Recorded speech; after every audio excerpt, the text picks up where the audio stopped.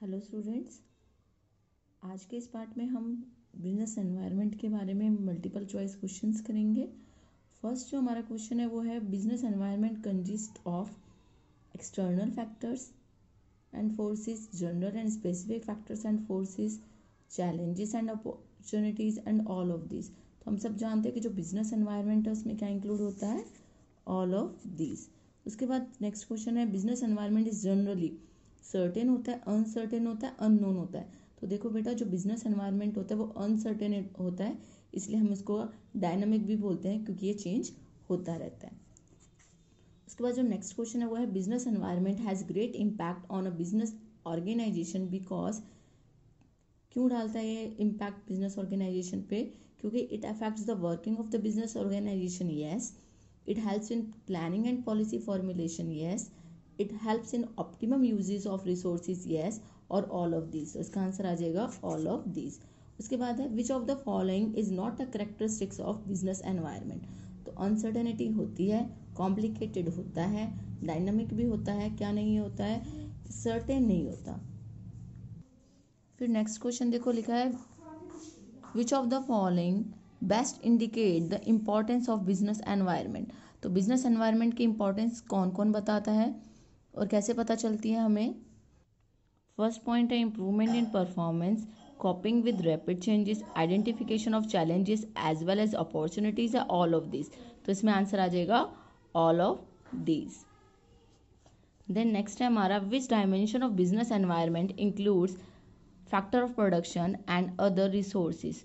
तो किस में आते हैं हमारे factor of production? Social environment no, economic environment, political environment या लीगल एनवायरनमेंट। तो देखो बेटा, फैक्टर ऑफ प्रोडक्शन की बात की गई है, रिसोर्सेज की बात की गई है, तो ये क्या है हमारा इकोनॉमिक एनवायरनमेंट। उसके बाद है which of the following is not a part of economic environment.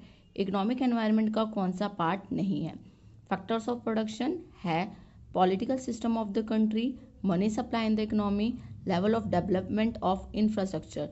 तो ए सी डी ये तीनों तो हैं, but political system of country ये हमारा क्या होता है, ये हमारा लीगल एनवायरनमेंट होता है, तो इसमें इंक्लूड नहीं होगा। नेक्स्ट हमारा क्वेश्चन है which of the following is included under business environment. Business environment में क्या आता है? पॉलिटिकल एनवायरनमेंट आता है, लीगल एनवायरनमेंट भी आता है, इकोनॉमिक एनवायरनमेंट भी आता है और ऑल ऑफ दिस। तो बेटा इसमें हमारा आंसर आ जाएगा ऑल ऑफ दिस। ऊपर वाले क्वेश्चन में हमने बताया था ना political system of the country, ये हमारा पॉलिटिकल एनवायरनमेंट में आता है, सॉरी मैंने बोल दिया था लीगल एनवायरनमेंट।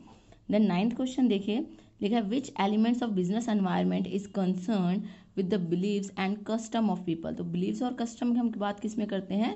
सोशल एनवायरनमेंट में। फिर है which of the following is part of social environment. Social environment का पार्ट कौन सा है? Ethical values, technological development, constitutional law और नन ऑफ दिस। तो इसमें क्या आ जाएगा हमारा एथिकल वैल्यूज। फिर है which of the following is a part of political environment. Political system of the country, ethical values of the people, rate of economic growth of the country, none of this. तो क्योंकि political environment है तो answer क्या आ जाएगा? Political system of the country. फिर है which of the following is a part of social environment. Social environment की बात की गई है तो GST no, money supply no, तो डेमोग्राफिक फीचर ऑफ पॉपुलेशन या डिमोनेटाइजेशन। तो ये देखो बेटा, ये और ये किससे रिलेटेड हो गए? हमारे हो गए इकोनॉमिक्स से, तो हमारा क्या आ जाएगा? Demographic feature of population.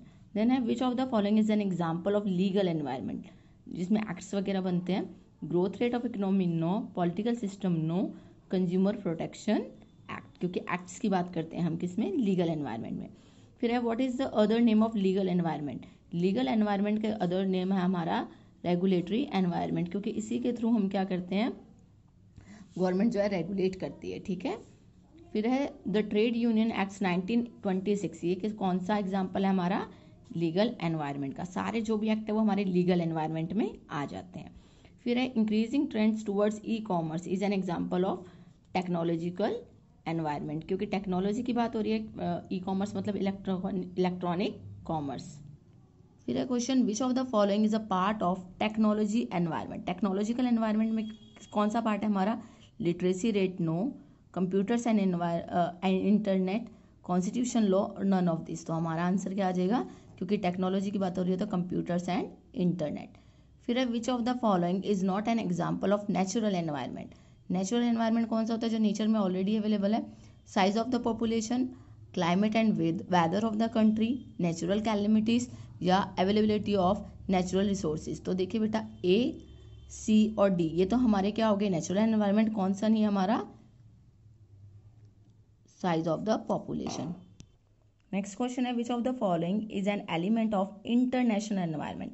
International environment की बात की गई है तो international law, foreign policy of the country, international relations या ऑल ऑफ दीज। तो इसका आंसर क्या आ जाएगा हमारा ऑल ऑफ दीज। फिर है which components of business environment has resulted in the liberalization of restriction impose on foreign investment in India. तो किस में से कम कर दी गई थी हमारी जो रिस्ट्रिक्शन की बात की गई है कि लिबरलाइज कर दिया गया था रिस्ट्रिक्शन को, तो इसका आंसर है हमारा लीगल एनवायरनमेंट, क्योंकि रेगुलेटरी फंक्शन है ना ये गवर्नमेंट का, रेगुलेट करती है। रेगुलेशन के अदर नेम क्या हमारा लीगल एनवायरनमेंट।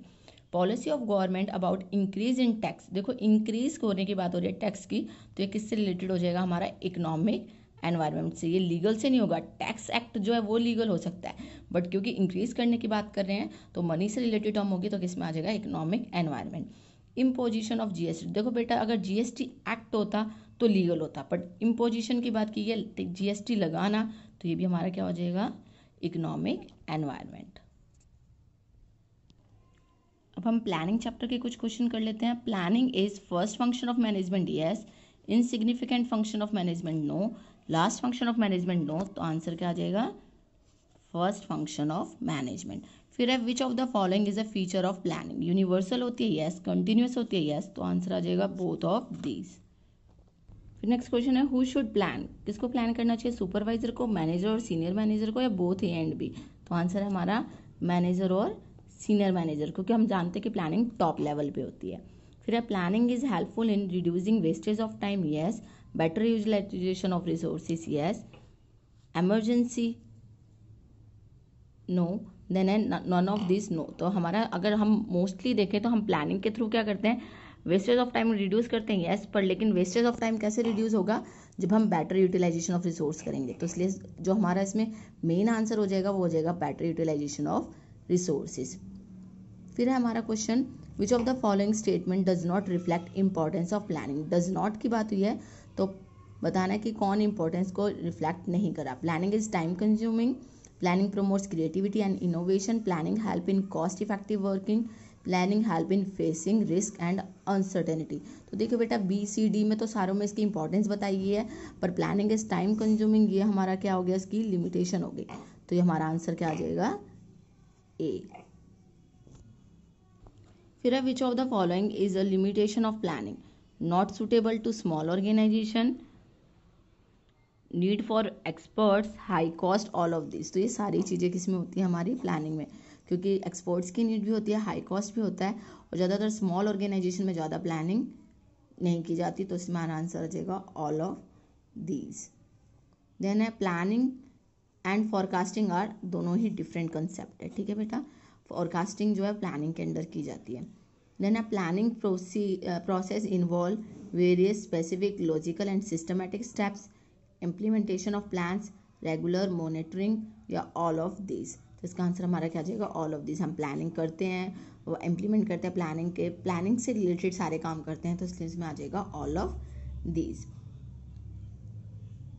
देन है planning is universal, indicate that planning is done by top management only, done through the organisation, done in business organisation, none of this. तो बेटा उसने पूछा है कि जो प्लानिंग है वो यूनिवर्सल है, इसका मतलब क्या है कि done throughout the organisation, पूरी ऑर्गेनाइजेशन के जो इतनी भी ऑर्गेनाइजेशन होती है उनमें क्या की जाती है प्लानिंग की जाती है, ठीक है। फिर हमारा चैप्टर है ऑर्गेनाइजिंग। इसमें फर्स्ट क्वेश्चन है which of the following is a feature of organising, based on division of work, yes. Determination of authority responsibility relationship, yes. Dynamic process, yes. तो आंसर क्या आ जाएगा हमारा all of these. Then a process of organizing does not involve appraisal of subordinate, departmentalization, delegation of authority, determination of interrelationship। तो इसमें आ जाएगा appraisal of subordinate, क्योंकि डिपार्टमेंटलाइजेशन भी किया जाता है, डेलीगेशन भी किया जाता है, और डिटर्मिनेशन भी किया जाता है इंटर रिलेशनशिप को। देन है ग्रुपिंग ऑफ होमोजीनियस एक्टिविटी, जब हम सारी होमोजीनियस एक्टिविटी को एक साथ ग्रुप कर देते हैं तो उसको हम बोलते हैं डिपार्टमेंटलाइजेशन। देन है the process of organizing help in to stabilize authority responsibility relationship, yes. To stabilize effective communication, yes. Answer आ जाएगा both A and B. Then which of the following is an objective of organizing, optimum utilization of resources, yes. Growth and diversification of organization, yes. Encouragement to humanistic approach, yes. Answer is all of these. Then question है, in an organization, organizational structure determine level of authority, responsibility, hierarchy, या all of these. तो answer इसका क्या जाएगा? all of these. Then which of the following is a step in the process of organizing? Organizing में हम क्या करते हैं? division of work करते हैं, yes. delegation of authority करते हैं, तो आ जाएगा both A and B. Then as a principle of organizing, the principle of span of control refers to, span of control में क्या होता है? बताया जाता है कि कितने सबऑर्डिनेट्स होने चाहिए एक सुपरवाइजर के अंडर, तो number of subordinates under a supervisor. Then 9th question है, which of the following is not a principle of organizing? Principle of objective, principle of thinking before doing, principle of division of work और scalar principal. तो देखो बेटा, जो हमारी बात की जाती है कि कौन सा प्रिंसिपल नहीं होता, ये नहीं होता, क्योंकि ये किसका प्रिंसिपल है? हमारा प्लानिंग का, principle of thinking before doing. Then है which of the following statement is true about the importance of organizing? True के बारे में बताना है, कौन सी सही है? It promotes specialization, yes. It improves organizational efficiency, yes. Help in better coordination, तो आंसर आ जाएगा ऑल ऑफ दिस। देन है which of the following is a form of structure of organization? Form बतानी है, functional structure, divisional structure, both A and B. तो forms of structure की बात करी जाए तो ये दोनों ही इंक्लूड होते हैं। देन है functional structure is based on, किस पे बेस्ड होता है फंक्शनल स्ट्रक्चर? एक्सपीरियंस पे, स्पेशलाइजेशन पे, रिलेशन अमंग पर्सन। तो बेटा जो हमारा फंक्शनल स्ट्रक्चर वो हमारा बेस्ड होता है स्पेशलाइजेशन पे।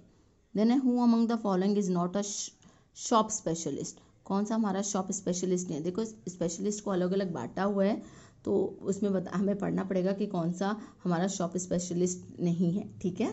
तो 13 का हमारा आंसर है डिसिप्लिनेरियन। उसका काम जो है वो डिसिप्लिन करना है, वो शॉप स्पेशलिस्ट में इंक्लूड नहीं होता। बाकी जो इंस्पेक्टर है, गैंग बॉस है, स्पीड बॉस है, ये सारे हमारे शॉप स्पेशलिस्ट होते हैं।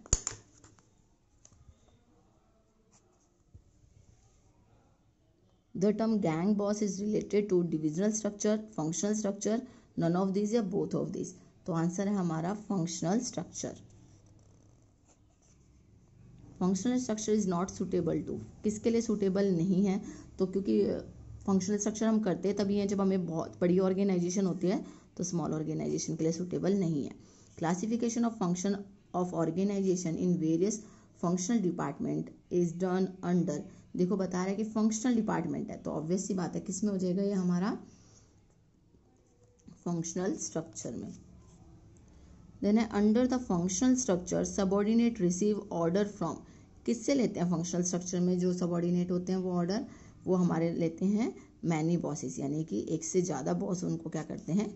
ऑर्डर देते हैं। क्योंकि फंक्शनल स्ट्रक्चर है ना, अलग अलग फंक्शनल डिपार्टमेंट बांटे हुए हैं, तो उनको ऑर्डर लेने पड़ते हैं एक से ज़्यादा।